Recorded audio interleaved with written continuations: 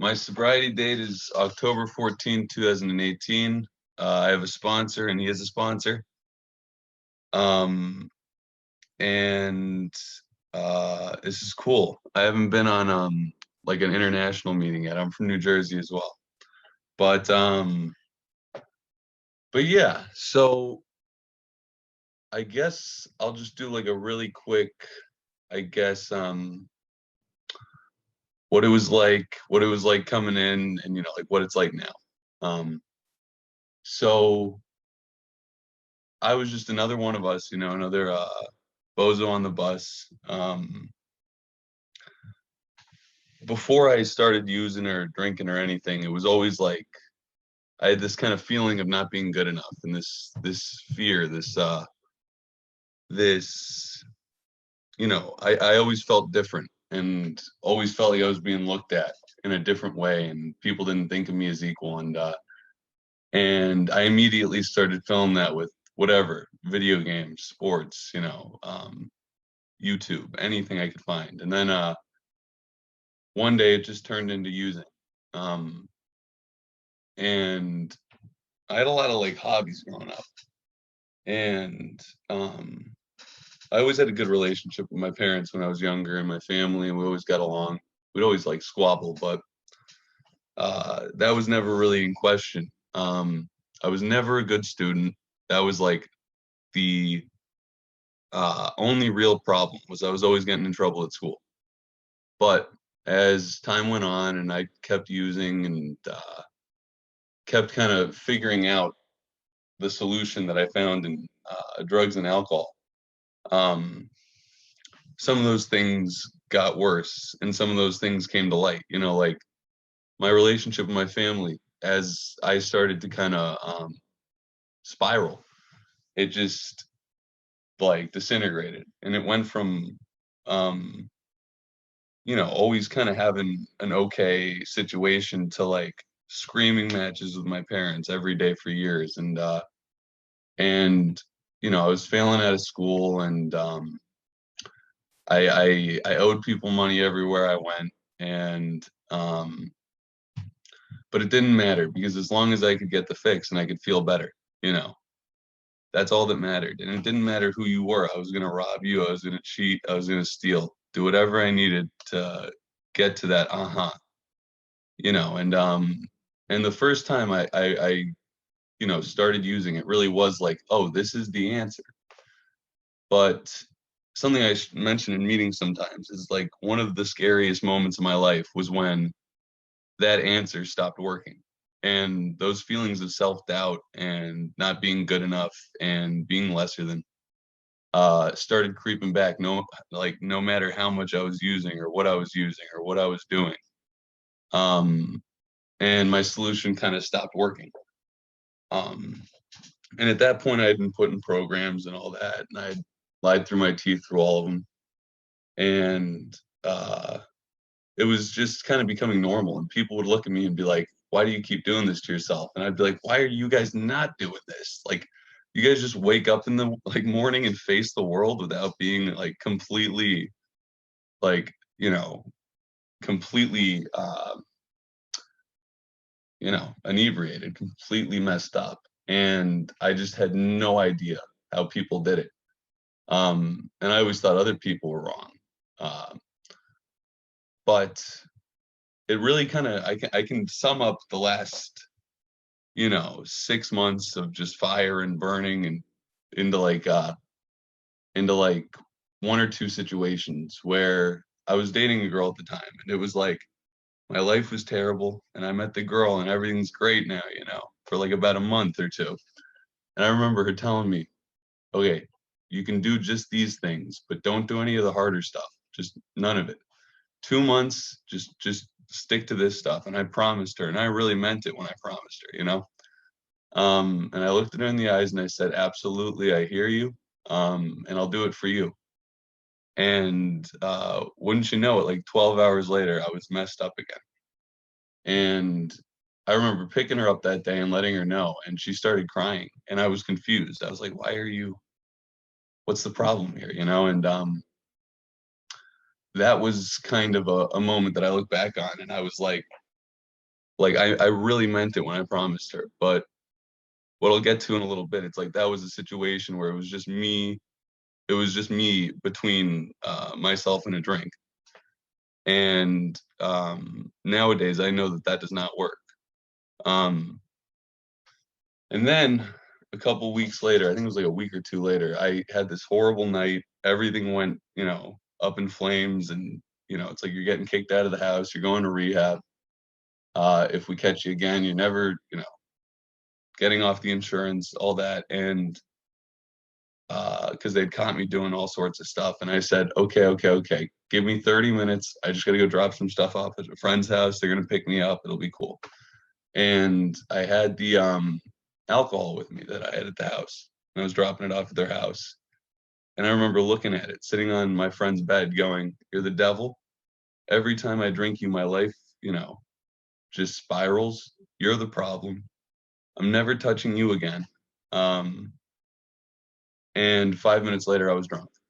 And that was my last drink on October 13th of 2018, because the feeling I had in my stomach after I got drunk was, you are completely owned by alcohol. And when I'm doing this alone, I have no choice.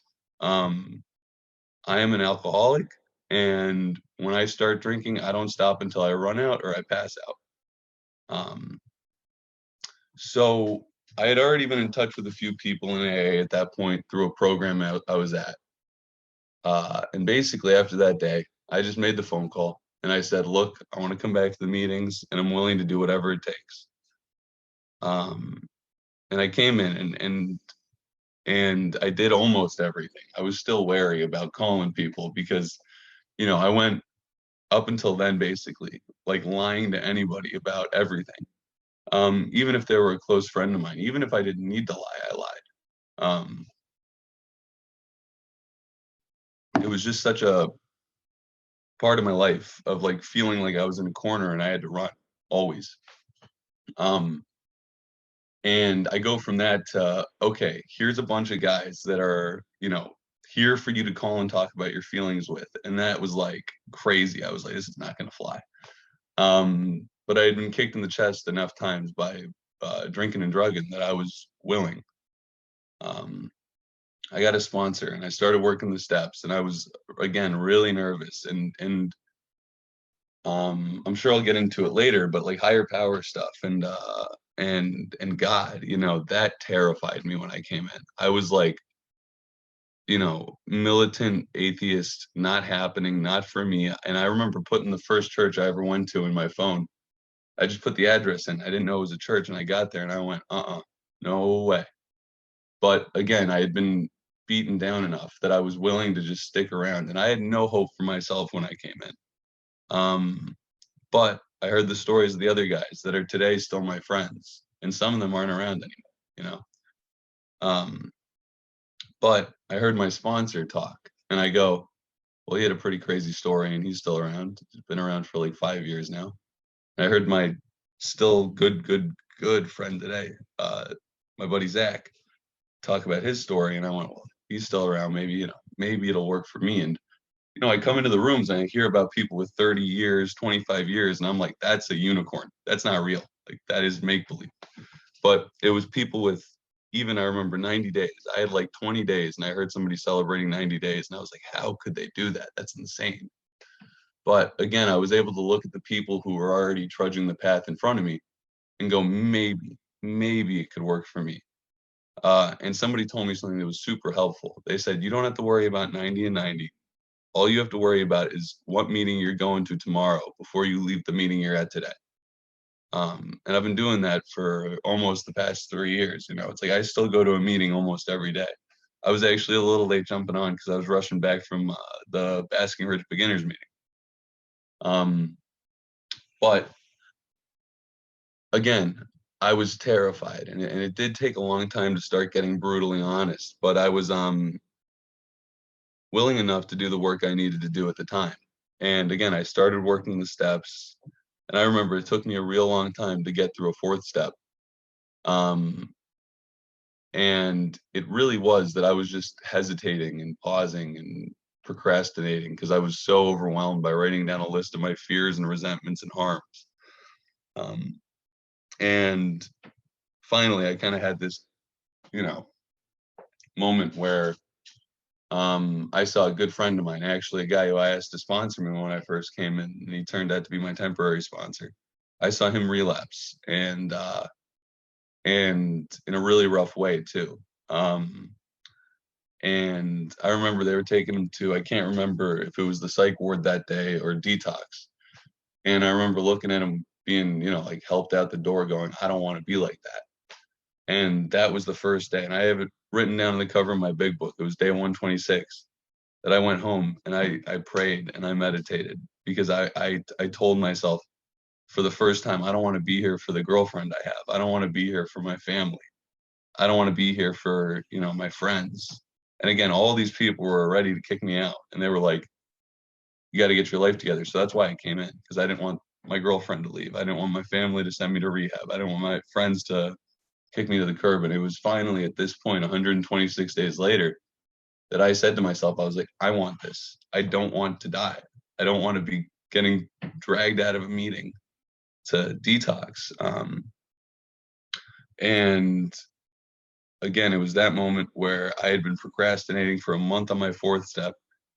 I wrote it all out, went right into the fifth step. I started getting connected. I started doing service. I started going on speaking commitments. And I remember my first speaking commitment I went on was at a detox. And I get in there and I went strictly strictly as a what do you call it? A support. I was supposed to be a guy who just sat in the back and went, yeah, those are my friends up there. Cool. You know, and then they go, yeah, we got two leaders. We got Billy and Finn. And I was like, what? I was like, who's this other Finn in the room? Because I know it's not me. But they pulled me up there and I shook the whole time. There were like three people in the detox and they were all, on meds and stuff. So they weren't listening to a word I was saying, but I was like sweating. I was so nervous. Um, and I did it though. And again, a lot of this was just that I'm explaining in the first year or couple months was just doing the things I didn't want to do. Because I mean, they say like getting sober, it's simple, but it isn't easy. Like really, truly, like if you get connected with a sponsor, and you work the steps, and you go to a meeting a day, which I always hear a guy say, he's like, you give AA like an hour a day, and you do whatever you want with the other 23. Um, you do that, you start doing some service, and you try your best to pray and meditate. Like for me at least, those few things. I mean, my life's incredible today. But the real like and like I have a cool job. I'm an electrician now. When I came in, I could, I couldn't do anything. I couldn't hold a job. I didn't have any future at all. And I got linked up in this, and now I've been doing this for the last 2 years. And I have the family back, and my folks, trust me and depend on me in some ways. And I have a little sister that's like the most important person in my life after myself. Um, and everything's back. But the real most important thing to me, the coolest thing in the world to me, is when I put my head on the pillow, I fall asleep 5 minutes later. I went days without sleeping. And every second of the day felt like a year when I was using, because I was just so in my head about the fears of the future and the resentments of the past and the anger like today. And it was just suffocating. And it's funny because, when I meet a newcomer, and I've especially recently met a couple that are going through that, I look at them and I see like me 2.5 years ago, or me, whatever, almost 3 years ago. And I go like, just do it. Just come on, please. Just keep coming. But I know I can't do that because people tried to say the same thing to me and it didn't work. So all I can do is stay sober and show up. But it's hard not to just say it to people. Like it's so simple. Like if you just do the few things and you try, it'll work. And it has worked. And I've had friends that have come from the bottom of life and now they're doing amazing. And I know in my own experience, it's like if I'm having a bad day, I can go over that checklist. Did I pray, meditate? call 3 people, talk to my sponsor, and go to a meeting and be honest. And it's like, if I'm having a bad day, I know for a fact I'm not gonna be able to check off all those boxes because, the truth is, although there are elements of, the outside world going on around me, it's like I always say, like, I'm sponsoring a guy now, and I mentioned it to him the other day, and I always try and tell it to people. It's like, I got, like, 2 graphs in my life, and one's life and one's my program, and the life graph is just, like, all over the place. Like, there's nothing going, like, it's just completely random. But the more steady I keep my program, the more I can kinda handle that life, and it's not manageable on my own. Like I said earlier, it's like, but if I use my higher power, which I can't explain, I don't know what that is. It's just, for me, really a feeling that I'm being guided. Um, and if I use my network and I'm able to remain willing to change and open-minded to hear the solution and the next answer. Um, if I'm able to do those few things and I can get right with my higher power through like meditation and all that, like just one day at a time. And again, it's not a commitment for me. I always try and tell people that, and I always have to be reminded of that. I just have to pay rent once a day for AA, or every day, not really once, but I have to pay rent with AA every day by doing those few things. And then I get to kind of, go to sleep at night feeling good about my life and feeling a sense of direction. Um, and I value it way more than any of those nights I spent, cooped up in the park bathroom because it was cold outside or any of that. And it's just like, it's insane because when I got sober, I was 17 and I thought to myself, I was like, oh my God, my life's over. And the funny thing is, like, I didn't have a life. And today I have a life. I have people that depend on me, and I have, you know, I have a idea of tomorrow as long as I get through today. But even that's getting too far ahead of myself sometimes. I really like, my whole program is about keep it simple. Just keep it simple. Just worry about today and putting your left foot in front of your right foot. And if you stick close to the program, I mean, it really does work out. It's a miracle.